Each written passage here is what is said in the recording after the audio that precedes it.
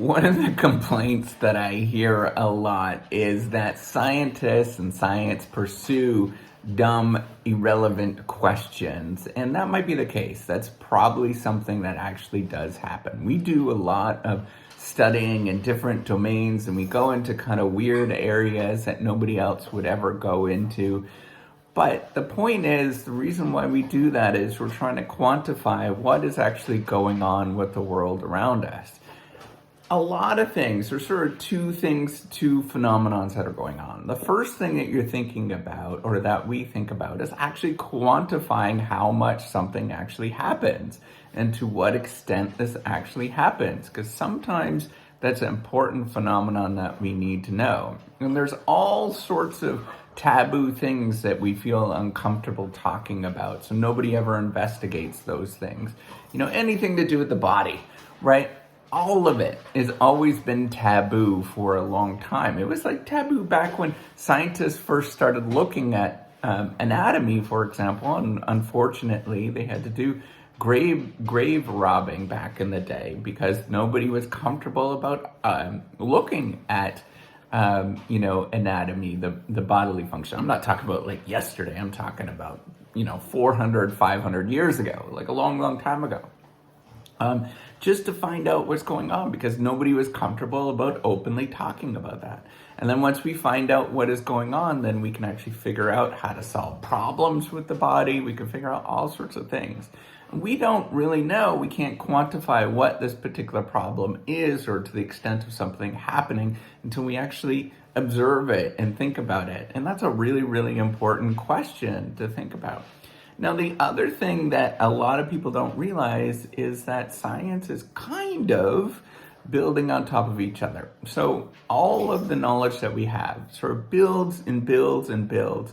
And sometimes the little pieces of the puzzle that we look at are not big, right? Like they really don't matter a heck of a lot, but they're an important piece of the puzzle. We don't understand how much something is important until we look back after and we realize wait a minute, that was an important question and it might have seemed completely irrelevant at the time. And that happens all the time in science. And it just so happens that, sometimes people pick up or the external media picks up on these irrelevant things and then they go and they say, hey, scientists should never have done that. But what they're discounting is all of the great stuff, all of the amazing stuff that they pursued. This happens a lot, right? We often focus on, this is a natural human behavior. I don't know, I've not seen any scientific studies on this, but I've seen this behavior repeated a lot. We focus on costs and we never focus on the benefits. That's a really important thing. And the reason is that these costs are very real. We see what those costs are immediately when we spend on something. We know how much we spend, how much our tax dollars are being spent on this thing or that thing, and we never see the potential benefit that you actually get, the opportunity that you actually get. And there's often a tremendous amount of opportunity by pursuing something that is irrelevant or didn't necessarily make sense at the moment, because in the future we discover that it actually does make sense, or this is clearly an important topic in the future. Now, sometimes the importance of something is relevant right at the get-go, but that often means that there's things going on in the world. But sometimes there's things that are completely irrelevant and that it's important to study on because it might be relevant in 80 years or 100 years. We'll never know whether that thing is relevant in 80 or 100 years. That scientist will be long dead. And trust me, I've read a lot of scientific papers that come up after and you're like, wait a minute, that actually was a pretty good thing from 80 years ago. Somebody talking about something completely kind of irrelevant or it didn't make sense at the time, but it's an important topic today that we like to talk about and we think about. That all of this, we have to sort of take a step back and say, hey, quit worrying about the sort of relevance of scientific topics or whether it's important today or whether this was actually worthwhile to study this particular thing. And as scientists, that's what we have to do. The whole mechanism behind it is we have to kind of push back things that seem irrelevant or not important. Me doing these YouTube channel things right now, completely irrelevant, completely outside of what I'm doing, and yet it's important in this world. I know it's important because there's people that are watching it and that they are getting enticed to get into the career, or I'm helping them get through different things. All of this stuff is completely irrelevant for what I'm doing right now, but perhaps in 10 years, perhaps in 20 years or 30 years, this might actually become something that actually helps out a lot of people. So before you start discounting science, all this stuff is garbage.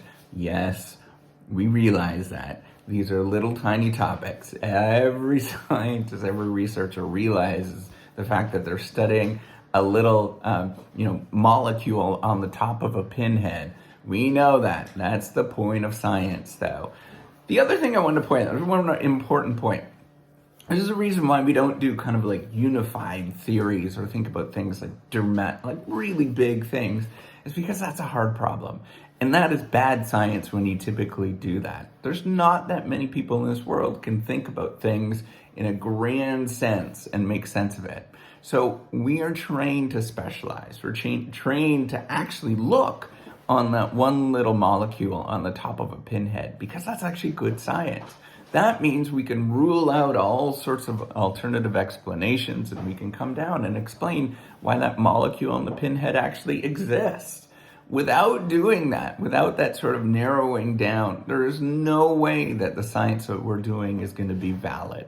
I could discount it, and any sort of decent, moderate scientist can sit there and discount any sort of big idea that you actually have and say that doesn't work. But if you go narrow and you go tiny and you think about every little kind of little thing, then we can stand a chance. We stand a chance of having a good idea that nobody is going to say that is a terrible idea. So I want you to take a step back and say, hey, maybe what we should be doing is studying more of these irrelevant topics that nobody cares about. These are the important things that actually help out in the future and allow us to go from where we are today to where we're going in the future. Science and technology is the fundamental driver of progress that we have.